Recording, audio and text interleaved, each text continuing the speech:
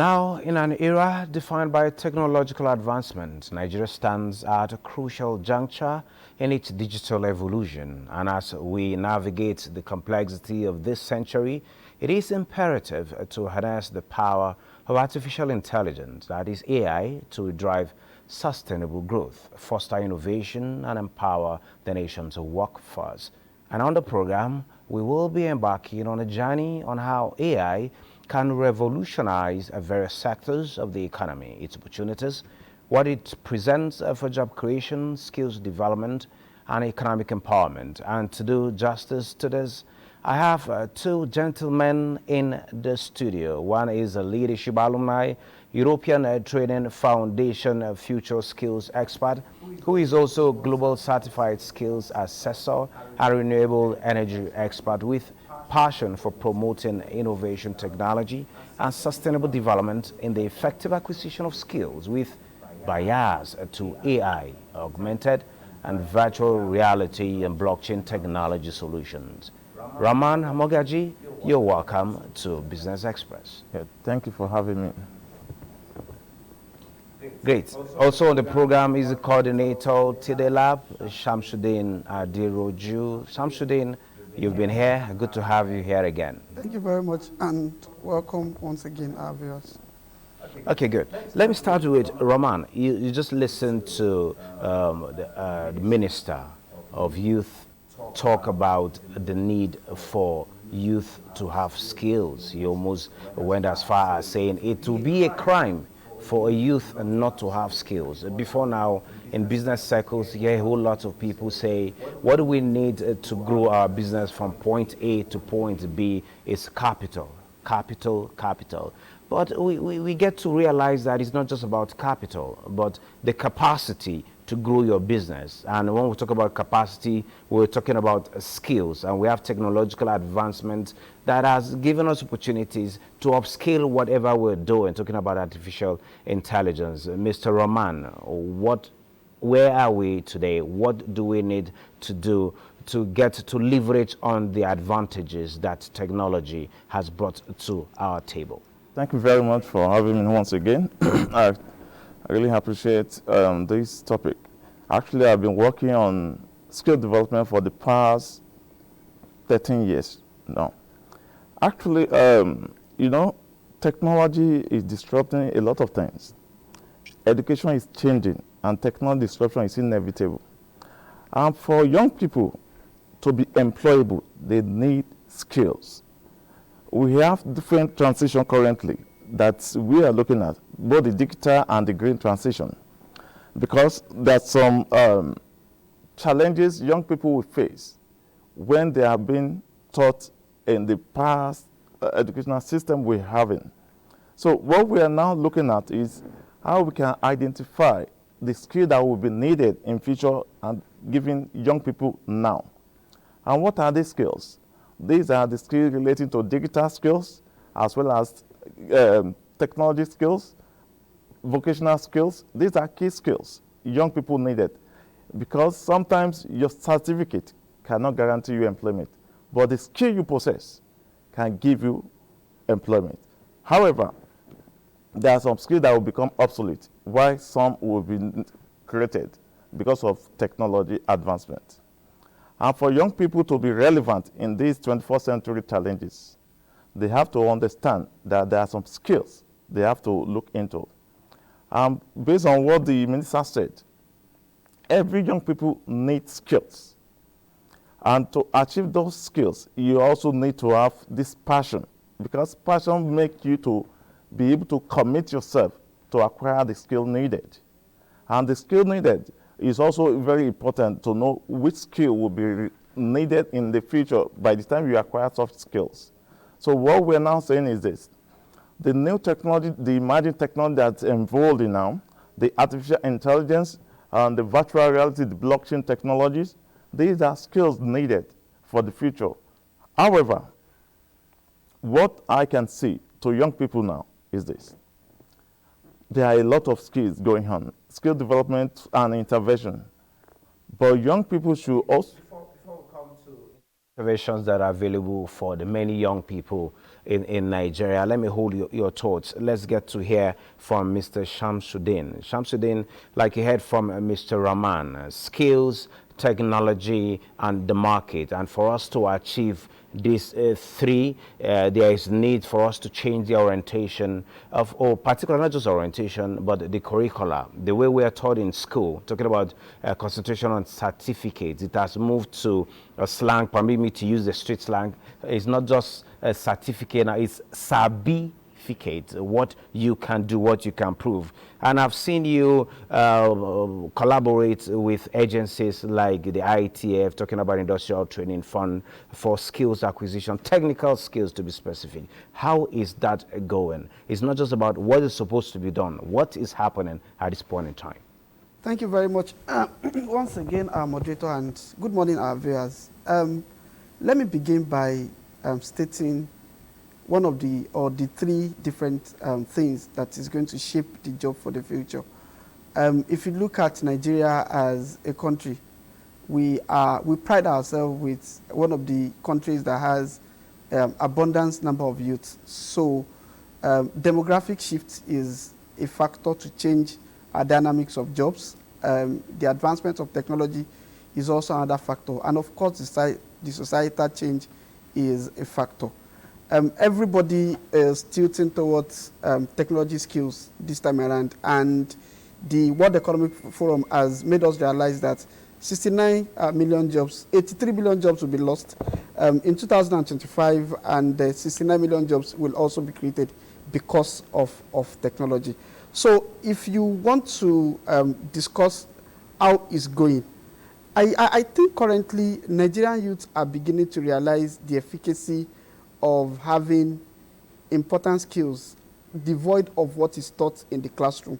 Okay. And this can be tested through a pool of applications that goes on in every of the technology skills development programs, both organized by the government and the private sector individuals. So I could say that we are rising up to that occasion of getting there to get skilled. But one of the important challenge that I see that we face, just like what the minister has mentioned, is orientation from all facets of the stakeholders that are involved in this skills development. The higher institutions, the training centers, the government, and every other stakeholder involved. I was listening to one of the HODs from one of the universities in this FCT on Friday. On day before yesterday, she was mentioning the unbundling of curriculum to ensure that it reflects what student needs. And I see that that's actually a way to go. So let's begin from all our institutions of higher learning. How do we ensure that we remove all the inanities from the curriculum and also plug in those things that are needed?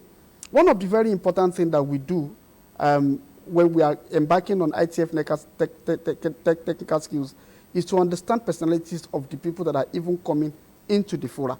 Because by the time you understand individual personality, you are able to discover their passion, just like what Mr. Rahman said, and guide them to what is it that they need to be able to thrive in these particular skills. Okay, Mr. Shamsuddin, let me hold your thoughts. You've made a point that there is need for the unbundling of the curricula as it is. As for Mr. Rahman, yes, you've also mentioned this, and it's something we all agree that needs to be done. But before that has been done, which might take some time, what is obtainable at this particular point in time? What are the various interventions that we have that youth can actually take advantage of away from the classroom? Mr. Rahman. Thank you once again. Actually, there is a project we kickstart with Ehon Reality. Ehon Reality is a global company based in the US who is trying to invest in the Nigerian educational sector in the area of leveraging on technology to enhance learning. And the issue is this. Ehon is developing a artificial intelligence knowledge-based center, which they call Metaversity. And what that means? Ability to use AI and virtual reality to enhance learning, teaching, and skill development. and whereby we can teach more with less, and where government can also leverage on this technology, where the investment, the huge investment government is being made in the area of educational sector can be reduced by leveraging technology. And EON, as a global organization who is also investing in education globally, we've signed in principle to invest in the Nigerian educational sector, which they have agreed in principle and which they believe that if the government key into that, they have the opportunity to benefit from the global network of that solution, where every Nigerian will have access to learning, every Nigerian will have access to knowledge, every Nigerian will also have affordability to acquire knowledge using that technology, because they leverage on that initiative to ensure that they believe that knowledge is human right. Everybody must acquire it. It's a human right. And for everyone to acquire it, it must be accessible, affordable, and available. The infrastructure on ground for that to thrive. Actually, the infrastructure is a global infrastructure that has been already established, which countries have been benefiting from. In South Africa, they are benefiting. In Rwanda, recently, they benefit. Senegal also benefited from Africa. But in the global arena, they start from the US and other countries in Asia. There are a lot of countries benefiting. Even China is also benefiting under that infrastructure. But the challenge we are facing concerning deployment here in Nigeria is the bottleneck, is the bureaucracy within the government sector. And I believe the current administration is really working hard, and which we believe we can leverage on the direction of the current administration and to partner with the three ministries: Ministry of Education, Ministry of Communication and Digital Economy, and Ministry of Youth Development. These are the key ministries that need to work with this particular institution. This is very good to know at this particular point in time, and we hope to see that kick off so very well. Just for want of time, Mr. Shamsuddin, and your closing thoughts, we would like to know, yes, I know you usually involve in this job and employability fair. Many have agreed that that is a way of encouraging the youth. Let youth get to know what is happening, and not just what is happening. They should get to know the opportunities and how to connect these opportunities. So how can Nigerian youth actually know how these opportunities, where they can key into them and get to be part of them in 60 seconds? Thank you very much once again. So you mentioned job and employability fair. This is an initiative that is always an annual initiative by NECA, and also another one, which is ITF and NECA Technical Skills Development Program, which the POs for this year just got contracted about last week. For youth to get connected into this opportunity, let us ensure that we get acquainted to the internet and also browse opportunities in Nigeria. Check ITF, check NECA, check private organizations like my organization, Tide Lab. An application is going to be called any moment from now for skills development in software, data analytics, UI, UX, and a couple of other things like that. It's actually a 6-month program, and I can tell everybody for free that if you pass through that program, job is something that is ready for you. Hope you're not just telling us for free. Hope there is no also fee attached to it, as I also understand that aside ITF and NECA, we also have a NIDA coming on, and even under ITF, we have the upscaling of skills program that is also ongoing. So Nigerian youth, all the youth out there, key into these opportunities to make the economy better and make your livelihoods also better. Thank you, Mr. Shamsuddin Adiroju, as well as Mr. Rahman Mogaji. This is a conversation we will continue some other time. Thank you very much for having us. Thank you for having us.